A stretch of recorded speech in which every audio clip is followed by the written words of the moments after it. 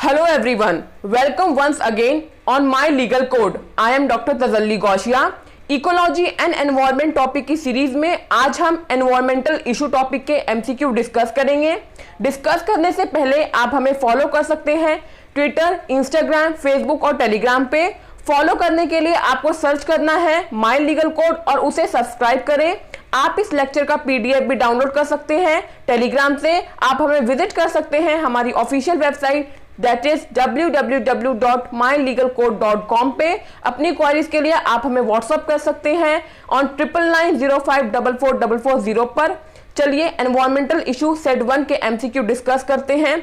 First question is photochemical smoke doesn't include. आपको बताना है दिए गए ऑप्शन में से फोटोकेमिकल स्मोक क्या इंक्लूड नहीं करता है. उससे पहले जानते हैं पॉल्यूटेंट के बारे में. पॉल्यूटेंट एक सब्सटेंस है या एनर्जी है जो इंट्रोड्यूस होती है एनवायरनमेंट में और एडवर्सली यानी हार्मफुल इफेक्ट देती है यूजफुल रिसोर्सेज को. दो तरह के पॉल्यूटेंट होते हैं, primary pollutant and secondary pollutant. Primary pollutant एक एयर पॉल्यूटेंट है जो डायरेक्टली एमिटेड होता है यानी निकलता है सोर्सेज से, और सेकेंडरी पॉल्यूटेंट डायरेक्टली एमिटेड नहीं होता व्हीकल से, पावर प्लांट से. वो फॉर्म होता है जब प्राइमरी पॉल्यूटेंट एटमॉस्फेयर के साथ रिएक्ट होता है. प्राइमरी पॉल्यूटेंट के एग्जांपल्स होते हैं nitrogen oxide, carbon monoxide, sulphur oxide, particulate matter, mercury. और सेकेंडरी पॉल्यूटेंट के एग्जांपल होते हैं ozone, hydrocarbon plus nitrogen oxide in the presence of sunlight give ozone. याद रखिए ओजोन कैसे बनता है, जब हाइड्रोकार्बन और नाइट्रोजन ऑक्साइड मिलते हैं सनलाइट यानी सूरज की रोशनी की प्रेजेंस में तो ओजोन बनता है. और क्या एग्जांपल है सेकेंडरी पॉल्यूटेंट का, पैन की फुल फॉर्म आ जाती है पर ऑक्सी एसिटाइल नाइट्रेट. तो दिए गए ऑप्शन में से आपको बताना है कि फोटोकेमिकल स्मोक क्या इंक्लूड नहीं करता है. Answer C, carbon monoxide include नहीं करता है. Next question is the percentage of air pollution caused due to smoke is. आपको बताना है कितना परसेंट एयर पॉल्यूशन स्मोक की वजह से होता है. तो ऑप्शन देखते हैं. ऑप्शन ए 10 से 15%, ऑप्शन बी 15 से 20%, ऑप्शन सी 20 से 25% and option D 2.5%. Answer A is the right answer, 10 से 15%. नेक्स्ट क्वेश्चन देखते हैं. Question number 3, DDT causes eggshell thinning in birds because it inhibits. आपको बताना है कि जो DDT है एक पॉल्यूटेंट, हमने पहले वाले सेट में DDT के बारे में डिस्कस कर चुके हैं. सो क्वेश्चन बेसिकली पूछ रहा है कि जो DDT है जो एक पॉल्यूटेंट है वो बर्ड्स की एग शेल को यानी बर्ड्स के जो एग है उनकी परत को पतला कर देता है. बिकॉज क्योंकि इट इनहिबिट्स, क्योंकि वो क्या रोकता है, दिए गए ऑप्शन में से वो क्या इनहिबिट करता है जिसकी वजह से ये होता है. सबसे पहले जानते हैं DDT की फुल फॉर्म. जैसा कि मैंने बताया है DDT की फुल फॉर्म डायरेक्टली क्वेश्चन में आ जाती है. It is dichloro diphenyl trichloro ethane. It is a chemical compound.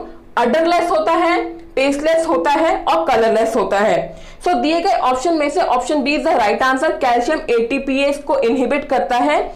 जब DDT इंडस्ट्री से निकल के हमारे रिवर में चला जाता है और एक्वेटिक एनिमल्स रिवर के अंदर रहते हैं, वहां से फूड खाते हैं, तो वो एक्वेटिक एनिमल्स के अंदर भी चला जाता है.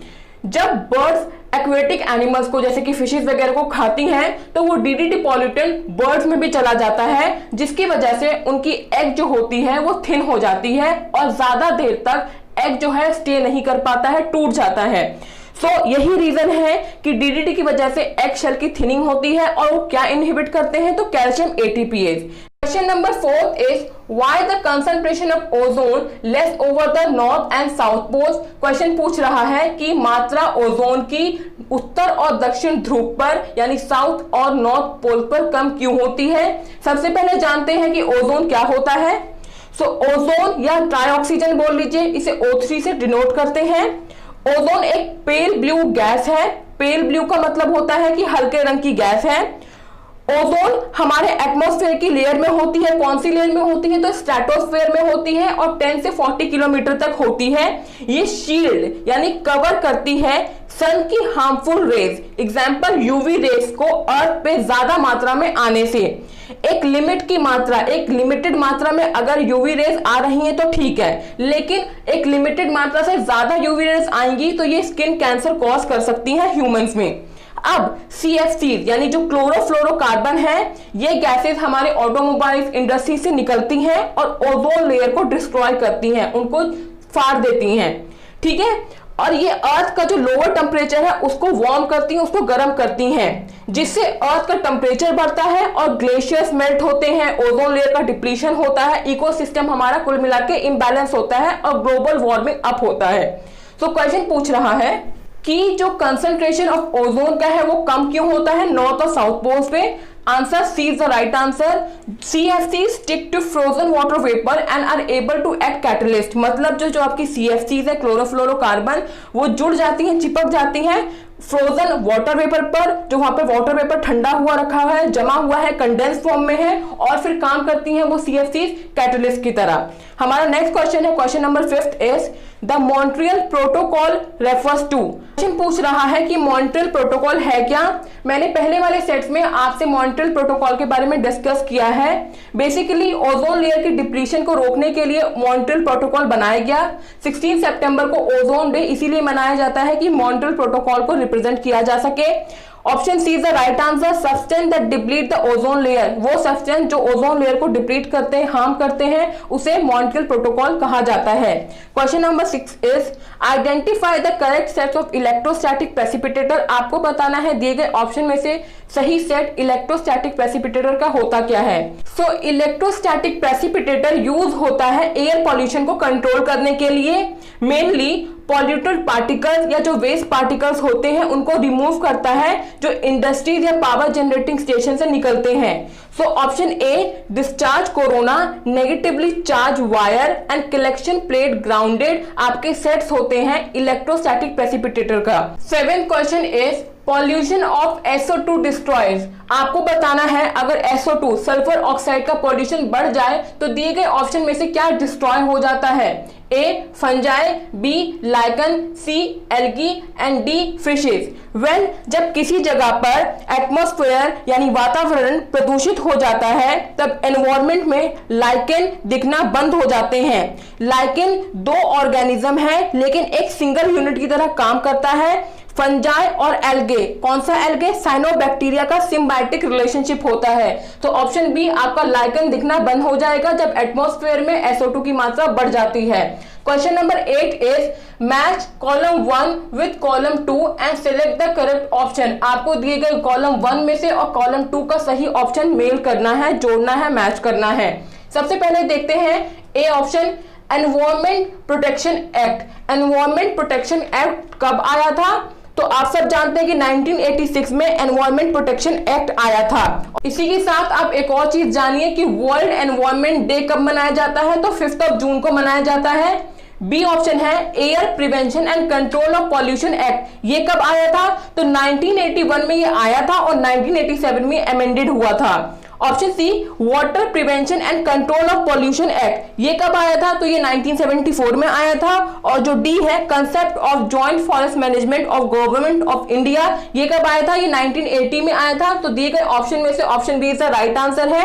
आपका एक और नॉइज पोल्यूशन एक्ट आया था जो ग्रीन मफलर स्कीम चलाई गई थी, वो नॉइज पोल्यूशन के लिए चलाई गई थी, वो कंट्रोल करने के लिए कि नॉइज पोल्यूशन ज्यादा ना बढ़े। इस स्कीम के तहत 4 से 6 रोज प्लांट किए जाते थे, 4 से 6 रोज प्लांटेशन की जाती थी, पौधे लगाए जाते थे उन जगहों पे जहां पर नॉइज पोल्यूशन ज्यादा है। 80 से 99 dB अगर हो मात्रा नॉइज की तो उसे नॉइज पोल्यूशन की कैटेगरी में डाला जाता है। Next question, question number 9 is Which pollutant is absent in automobile exhaust? आपको बताना है दिए गए ऑप्शन में से कौन सा पॉल्यूटेंट ऑटोमोबाइल एग्जॉस्ट से नहीं निकलता है। जब आपकी कार की टेल पाइप से धुआं निकलता है तो उसे हम कहते हैं ऑटोमोबाइल एग्जॉस्ट। तो ऑप्शन देखते हैं, option A SO2, B fly ash, C hydrocarbon gases and D nitrogen oxide. Option B fly ash आपका ऑटोमोबाइल एग्जॉस्ट से नहीं निकलता है, ये एक एयर पॉल्यूटेंट है जो इंडस्ट्री से निकलता है। Question 10 sonic booms refers to. Sonic booms क्या होती हैं? Options are A. Shock waves, B. Noise of traffic, C. Noise of siren and D. Nitrates. So sonic boom को हम shock waves ही बोलते हैं. Option A is the right answer. जो produce होती हैं by aircraft या दूसरी फ्लाइंग ऑब्जेक्ट की वजह से. जब साउंड की स्पीड से ज्यादा कोई ऑब्जेक्ट ट्रैवल करता है एयर में तो उसे हम कहते हैं सोनिक बूम्स.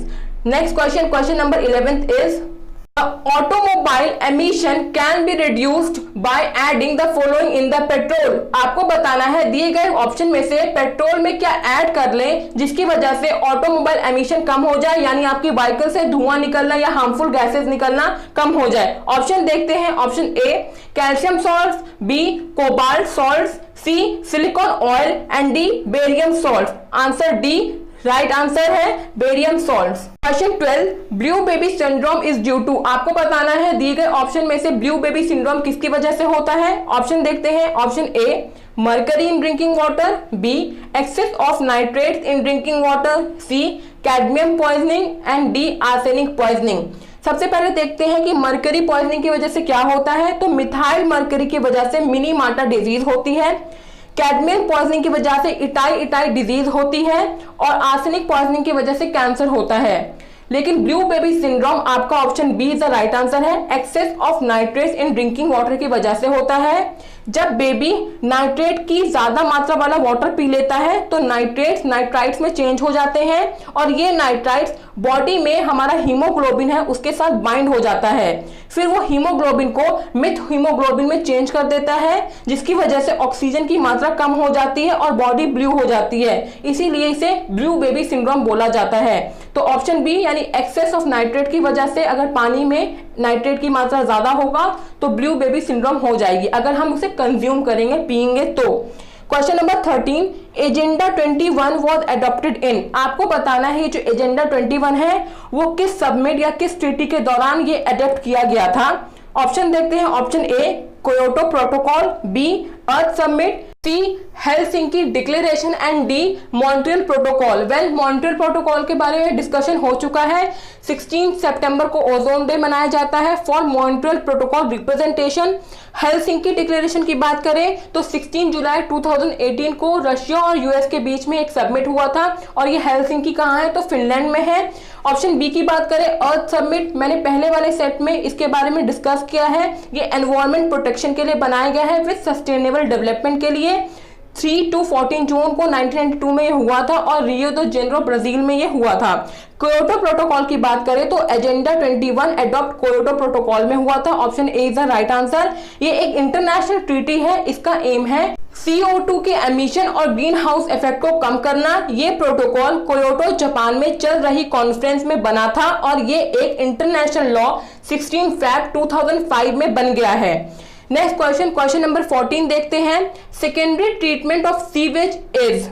सो क्वेश्चन पूछ रहा है कि जो सेकेंडरी ट्रीटमेंट ऑफ सीवेज है वो दिए गए ऑप्शन में से क्या इंक्लूड करता है.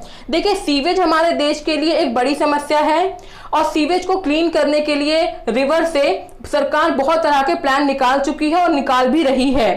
तो उसी में से एक प्रोसेस आता है सीवेज ट्रीटमेंट. ये 2 पार्ट्स में डिवाइडेड है, प्राइमरी ट्रीटमेंट और सेकेंडरी ट्रीटमेंट. जो प्राइमरी ट्रीटमेंट है आपका वर्क करता है सेडिमेंटेशन में, यानी कि जो भारी सॉलिड्स हैं पत्थर वगैरह वो नीचे सेटल हो जाएं और पानी से अलग हो जाएं. यह प्रोसेस बहुत सारे टैंक्स में होता है. और जो आपका सेकेंडरी ट्रीटमेंट है उसमें हम यूज करते हैं एरेशन और बायोफिल्ट्रेशन. सो दिए गए ऑप्शन में से option A is the right answer. Biological degradation of organic material by micro organism under control condition.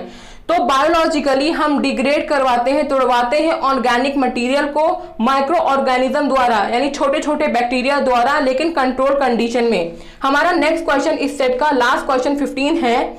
The anti knock agent added to unleaded petrol. दिए गए ऑप्शन में से कौन सा anti knock agent unleaded petrol में add किया जाता है. Options are A tetraethyl lead, B tetramethyl lead, C dibromoethane and D methyl tertbutyl ether. Anti knock agent added होता है गैसोलीन में. गैसोलीन रिफाइंड पेट्रोलियम है या पेट्रोल कह लीजिए.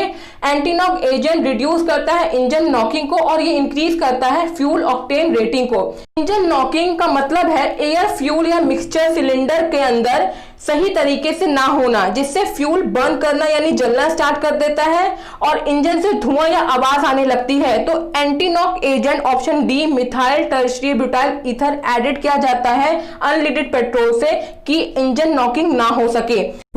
ये था हमारा आज का set 1 environmental issue from ecology and environment topic. उम्मीद है आपको ये अच्छे से क्लियर हुआ होगा। सेट 2 इसका जल्दी ही अपलोड हो जाएगा। तब तक do like, share and comment as more. Subscribe करते रहिए चैनल को। आप हमें विजिट कर सकते हैं हमारी ऑफिशियल वेबसाइट पे, दैट इज www.mylegalcode.com पर। अपनी क्वारीज के लिए आप हमें व्हाट्सएप कर सकते हैं 9990544440 पर। Keep watching my legal code. Thanks to subscribe. Bye bye and good luck.